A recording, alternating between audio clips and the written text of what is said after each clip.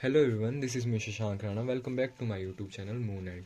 सो आज के अब हमारे टॉपिक रहेंगे nature of educational psychology, scope of education psychology, और इसके साथ अब हम दो और टॉपिक डिस्कस करेंगे जो कि होंगे इंपॉर्टेंस ऑफ एजुकेशन साइकोलॉजी और role of education psychology in teaching learning process.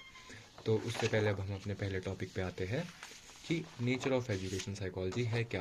But हमने पिछली वाली वीडियो में डिस्कस किया था कि साइकोलॉजी है क्या, एजुकेशन साइकोलॉजी है क्या। हमने उनका ओरिजिन, उनकी मीनिंग और डेफिनेशन को पढ़ा था।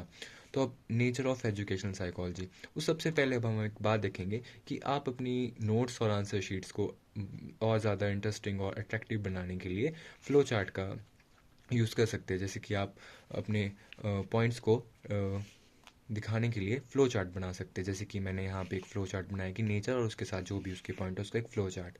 तो सबसे पहले अब हम पहले से स्टार्ट करते हैं। एक बार हम ओवरव्यू ले लेते हैं कि है क्या क्या। Nature education psychology is a science, it is a positive science, social science, academic science, scientific approach, natural science, growing science and applied science. तो अब हम एक एक करके इन सबको आगे डिस्कस करेंगे कि ये है क्या। तो सबसे पहले अब हम अपने पहले इस पे आते हैं पॉइंट पे कि education psychology is a positive science. तो पॉजिटिव साइंस से हम क्या समझते हैं कि ये अपने फैक्ट्स के साथ डील करती है। एक स्टूडेंट है, उनके बिहेवियर को एक पॉजिटिव वे में स्टडी करती है, तो इसको हम एक पॉजिटिव साइंस कहते हैं। अब educational psychology is a science. अब आप सब जानते हैं कि साइंस एक ब्रांच है जिसमें हम फैक्ट्स के बारे में जानते हैं कि और लॉज होते हैं, जनरल लॉज होते हैं साइंस में। तो वैसे ही एजुकेशन साइकोलॉजी में भी कुछ जनरल लॉज होते हैं, कुछ फैक्ट्स होते हैं जिनकी हेल्प से हम एजुकेशन में साइकोलॉजी का क्या रोल है वो जानते हैं। तो education psychology is a science. तो अब हम आगे आएंगे, it is a social science. अब जैसे सोशोलॉजिस्ट होते थे और इकोनॉमिक्स होते थे, पॉलिटिकल साइंटिस्ट होते थे, एजुकेशनल साइकोलॉजी भी ह्यूमन बींग्स के जो बिहेवियर होते हैं उसको भी स्टडी करती है, और उनकी जो सोशल एबिलिटी होती है, जैसे उनकी सोसाइटी में क्या रोल्स है उसको भी हम एजुकेशन साइकोलॉजी में स्टडी करते हैं। तो आगे है educational psychology is an applied science. इसमें भी एप्लीकेशंस होती है, प्रिंसिपल्स होते हैं और फील्ड्स ऑफ एजुकेशन में जिनको हम अप्लाई करते हैं। अब है अगला, educational psychology is the scientific approach. अब साइंटिफिक अप्रोच से हमारा क्या मतलब है, जैसे कि साइकोलॉजी की अपनी ही कुछ टेक्निक्स है, जैसे कि वो ऑब्जर्वेशन है, एक्सपेरिमेंटेशन है, क्वेश्चनियर है, इंटरव्यू है, प्रोजेक्टिव टेक्निक्स है। तो ये एक साइंटिफिक अप्रोच है। तो हम एजुकेशनल साइकोलॉजी में भी डाटा को एनालाइज करने के लिए इन टेक्निक्स का यूज़ करते हैं। तो अगला है educational psychology is a academic science.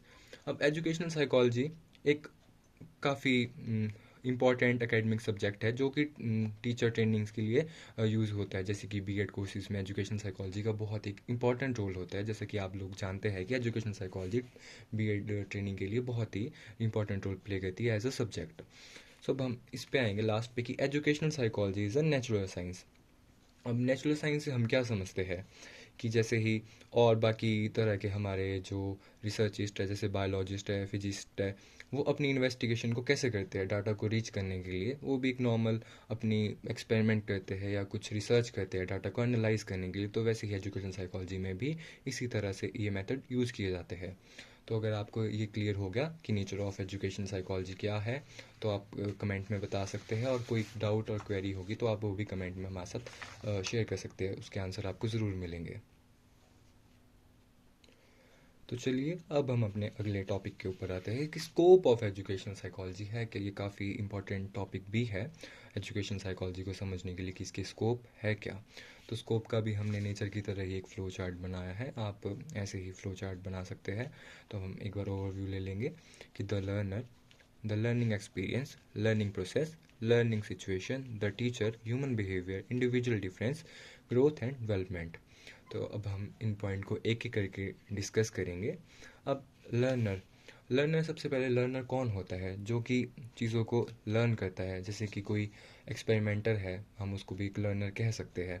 तो अब जैसे the subject matter of education psychology is needed around the learner, ये इसके इर्द गिर्द ही घूमता है, एक लर्नर के इर्द गिर्द ही घूमता है। The topics include the इनेट abilities, capacities of the individual and there measurement. हम एक लर्नर के मेजरमेंट्स होंगे और उसके क्या एबिलिटीज़ है उसके बारे में हम जानेंगे कि उसका नेचर कैसा है, वो ओवर्ट है, कोवर्ट है, उसका बिहेवियर कैसा है।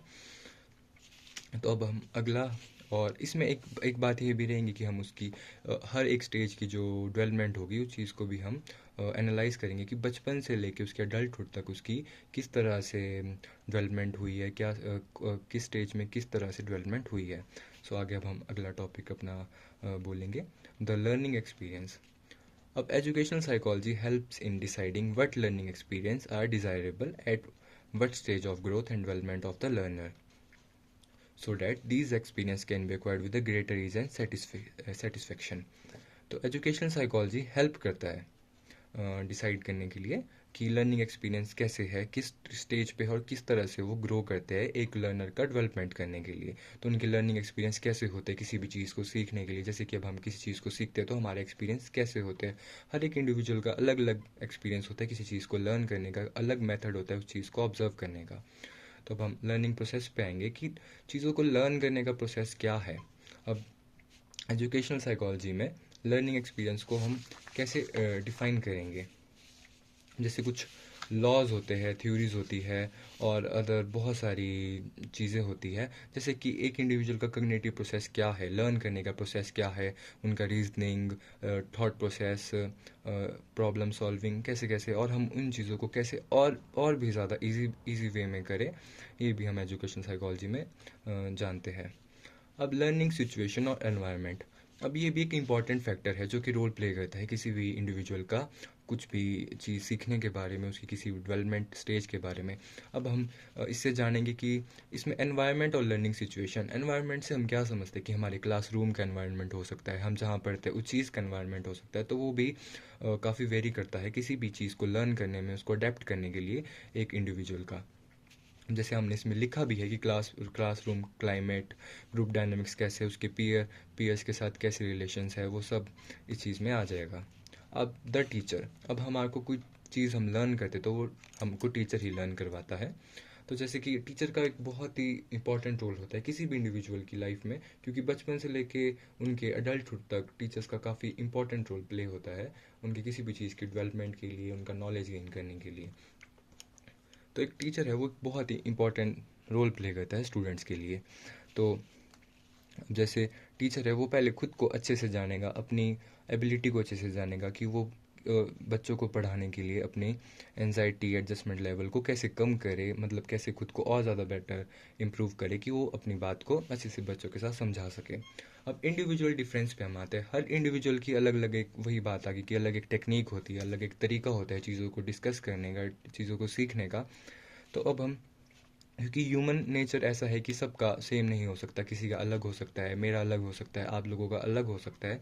तो इस चीज़ में इंडिविजुअल डिफरेंस में हम यही कहेंगे कि हर इंसान का अलग अलग अपना एक अलग अलग नेचर होता है. ह्यूमन बिहेवियर भी वही है कि साइकोलॉजी में हम मेनली क्या पढ़ते हैं कि ह्यूमन बिहेवियर क्या है, उनके मेंटल प्रोसेस क्या है. तो बस इसमें हम और उनकी मॉडिफिकेशन क्या कर सकते हैं हम किसी की बिहेवियर में चेंज लाने के लिए. तो ये ह्यूमन बिहेवियर भी एजुकेशनल साइकोलॉजी का एक पार्ट है. अब ग्रोथ एंड डेवलपमेंट. अब इसमें हम स्टडी करेंगे कि ग्रोथ, एक इनेट की, एक बच्चे की ग्रोथ कैसी होती है, मतलब एक वो कैसे हर एक स्टेज को पास करके एक अपर स्टेज में जाता है, चीज़ों को लर्न करता है, चीज़ों को समझता है, उनको सीखता कैसे है. तो एजुकेशन साइकोलॉजी में हम ग्रोथ और डेवलपमेंट के ऊपर भी वैसे ही ध्यान देते हैं. तो अब हमने स्कोप और नेचर को क्लियर कर लिया है. आई होप आपको समझ आया होगा. इम्पॉर्टेंस. अब हम आएंगे इम्पॉर्टेंस ऑफ एजुकेशन साइकोलॉजी. अब एजुकेशन साइकोलॉजी की इम्पॉर्टेंस है क्या. जैसा कि आपको मैंने पहले ही एक बात क्लियर करी कि बीएड ट्रेनिंग्स के लिए एजुकेशन साइकोलॉजी बहुत ही इम्पॉर्टेंट रोल प्ले करता है एज अ सब्जेक्ट. और ऐसे भी ये हमारी देखा जाए तो लाइफ में भी काफ़ी यूज़फुल चीज़ है education psychology as a subject. तो अब हम, कैली ने क्या कहा था, education psychology help in following ways. तो ये कुछ उनके पॉइंट्स थे. It's present the principle and techniques of learning and teaching. ये प्रेजेंट करती है टेक्निक्स और लर्निंग, कैसे हम पढ़ाएंगे, कैसे हम चीज़ों को लर्न करेंगे. It's provide knowledge about the nature of child. अब हम किसी बच्चे को पढ़ा रहे तो उसका नेचर है, उसका नेचर क्या है, उसके बारे में भी हम इसी में जानते हैं कि एजुकेशनल साइकोलॉजी के थ्रू ही हम उनके बिहेवियर को एनालाइज करते हैं. अगला, it gives training in method of measuring abilities and achievement of school subject.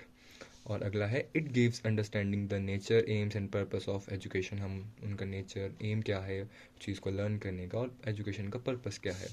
It provides a knowledge of the growth and development of children, जो कि हमने स्कोप में भी देखा कि ग्रोथ एंड डेवलपमेंट भी एक इम्पॉर्टेंट पार्ट है एजुकेशन साइकोलॉजी का। और अब हम अपने लास्ट टॉपिक पे आएंगे, role of education psychology in learning process. तो इसके भी कुछ पॉइंट्स मैंने नोट डाउन करके रखे हैं। To understand teaching learning method, teaching learning method मतलब टीचर्स को समझाने के लिए कुछ मेथड्स यूज होते हैं, एजुकेशन साइकोलॉजी में हम वो भी पढ़ते हैं। To understand difficulties in learning, difficulties क्या है लर्निंग में, किसी चीज़ को समझने की क्या डिफ़िकल्टीज़ है।